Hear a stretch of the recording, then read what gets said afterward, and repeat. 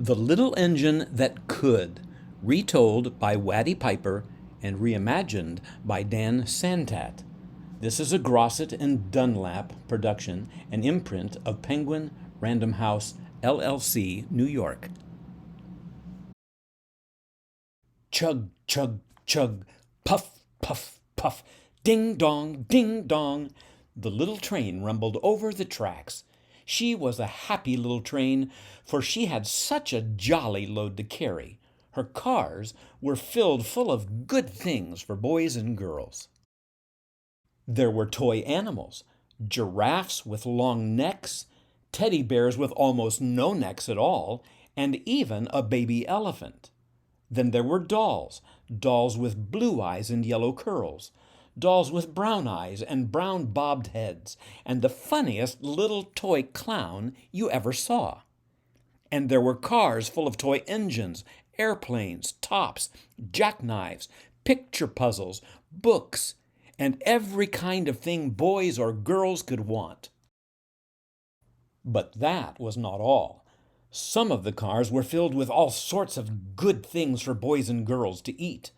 Big golden oranges, red-cheeked apples, bottles of creamy milk for their breakfasts, fresh spinach for their dinners, peppermint drops, and lollipops for after-meal treats. The little train was carrying all these wonderful things to the good little boys and girls on the other side of the mountain.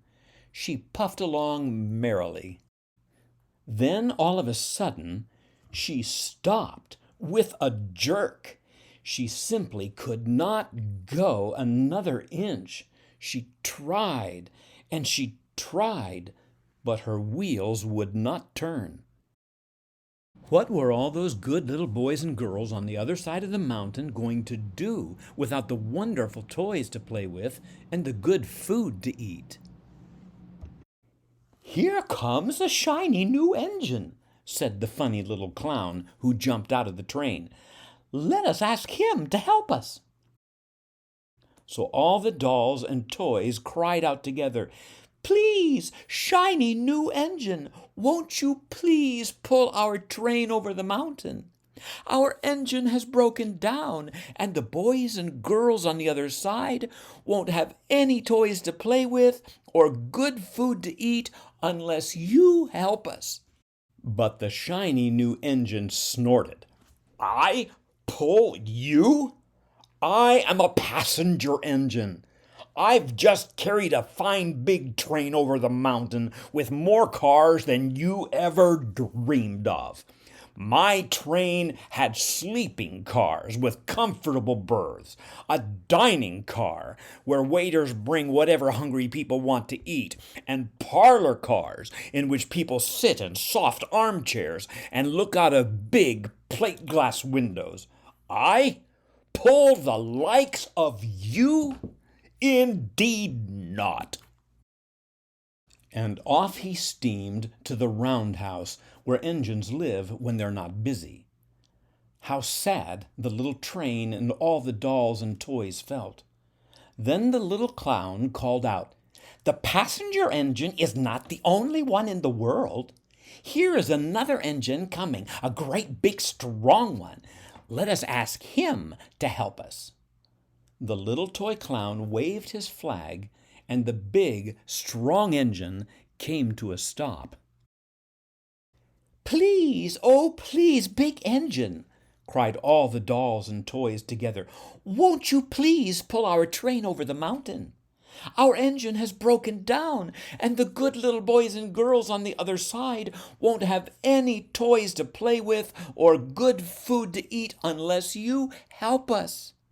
But the big, strong engine bellowed, "I am a freight train. I have just pulled a big train loaded with big machines over the mountain. These machines print books and newspapers for grown-ups to read. I am a very important engine indeed. I won't pull the likes of you." And the freight engine puffed off indignantly to the roundhouse.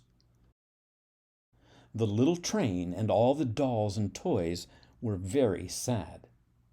"Cheer up," cried the little toy clown. "The freight engine is not the only one in the world. Here comes another. He looks very old and tired, but our train is so little, perhaps he can help us." So the little toy clown waved his flag, and the dingy, rusty old engine stopped. "Please, kind engine," cried all the dolls and toys together, "won't you please pull our train over the mountain? Our engine has broken down, and the boys and girls on the other side won't have any toys to play with or good food to eat unless you help us." But the rusty old engine sighed. "I'm so tired. I must rest my weary wheels.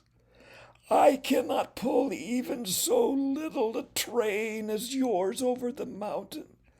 I cannot. I cannot. I cannot." And off he rumbled to the roundhouse, chugging, "I cannot. I cannot. I cannot." Then indeed the little train was very, very sad, and the dolls and the toys were ready to cry. But the little clown called out, "Here is another engine coming, a little blue engine, a very little one.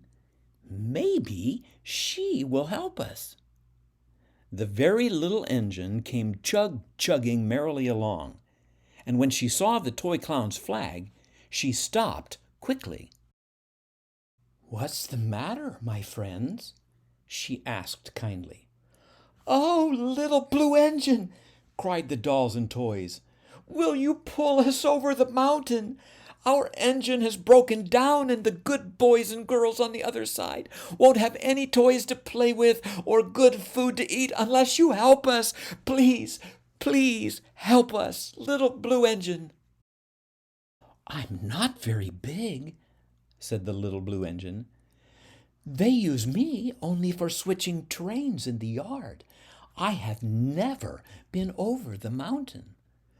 "But we must get over the mountain before the children awake," said all the dolls and toys.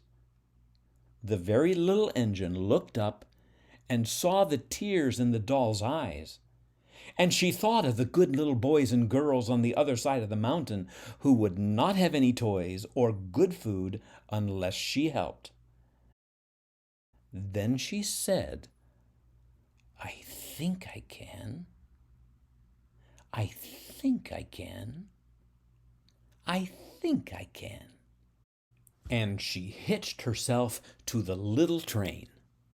She tugged and pulled and pulled and tugged, and slowly, slowly, slowly, they started off. The toy clown jumped aboard, and all the dolls and toy animals began to smile and cheer. Puff, puff, chug, chug, went the little blue engine. "I think I can. I think I can.